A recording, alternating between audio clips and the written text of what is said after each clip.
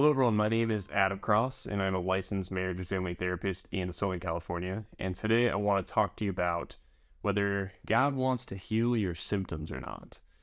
One thing I'm commonly running into in therapy is people come into therapy and they say, I want these symptoms to be gone.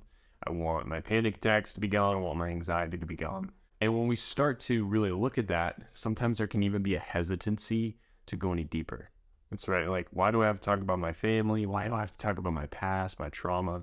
Why can't we just address these symptoms? The quick answer is we can. We can address symptoms. And there's a lot of great tools that help us reduce anxiety responses, trauma responses that really kind of, mitigate our symptoms. So if you're having a lot of distress and panic, there's interventions, there's tools that can help right here and now to address that. And sometimes people are really looking for that specifically, and that's not a bad thing, right? But what I do find is that unless we go to that deeper place, unless we go to the further understanding of ourselves, what's causing our anxiety, what's causing our panic or our depression, the symptoms come back. Bob Schutz with JP2 Healing Center, he has this great analogy for the anatomy of the wound. And he says that when we experience or encounter sin, evil, suffering, or trauma, it's like a bad seed that begins to grow, and it begins to root itself into the earth.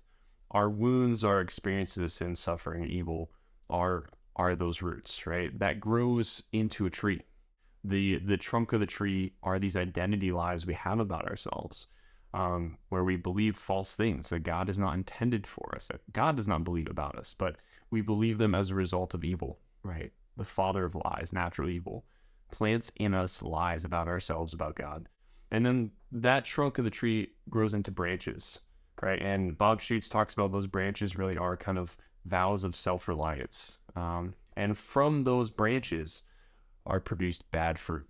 I really encourage you, if you want to learn more about kind of the anatomy of the wound, Bob Schutz has a great podcast called Restoring the Glory. He has a lot of great books that I've personally enjoyed as a Catholic, as a professional, as a human being. I've gotten a lot out of that.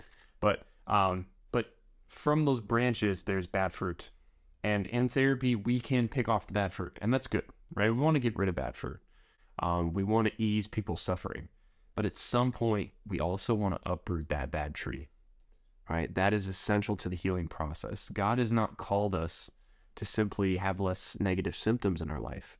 He's called us to life in its fullness. He's called us to follow him, to pursue him, right? To not believe any lies about ourselves, to not be grounded in trauma, sin, suffering, or evil, but to be free, right? To be free of those symptoms, but those deeper issues as well. So does God want to heal your symptoms? Absolutely. But often what people might not realize is he's calling you to a deeper healing.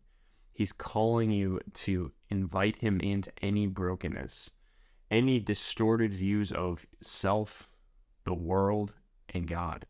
He wants to do all that. And in therapy, that's a great place to examine what lies am I believing about myself, about God, about others, about relationships, all that. And that has to do with looking at our early attachments growing up, our parent relationships, our family dynamics, roles, our experiences, our trauma, our hurts, right? Our joys. We have to look at all that to understand, how have I learned to relate to others, to relate to God, to relate to myself. God wants to heal your symptoms, and we can do that in therapy. There's a lot of great stuff, but the longer journey and sometimes the harder answer is we have to go into those dark places with the light of Christ, go into those roots of a tree, unearth them. Sometimes it's slow. Sometimes it feels like, why are we going here? What are we doing? But when we get to those roots, with God's help as a divine physician, be able to uproot that entire dead tree, that tree of death, right? That God is not wanting to have a hold on us or to be growing in any way. So ultimately, he can plant that tree of life. So turn to God for your healing, turn to God for symptom management, but trusting that God has a bigger plan in mind for you, and that healing, even on a deeper level than symptoms, is always possible. If you have any questions about this, again, love Bob Schutz's work. I love the anatomy of the wound analogy and framework for that. I encourage you to check that out. But also feel free to leave any comments below, any suggestions, anything like that. I'd love to hear from you guys. And yeah, thanks for watching, and God bless.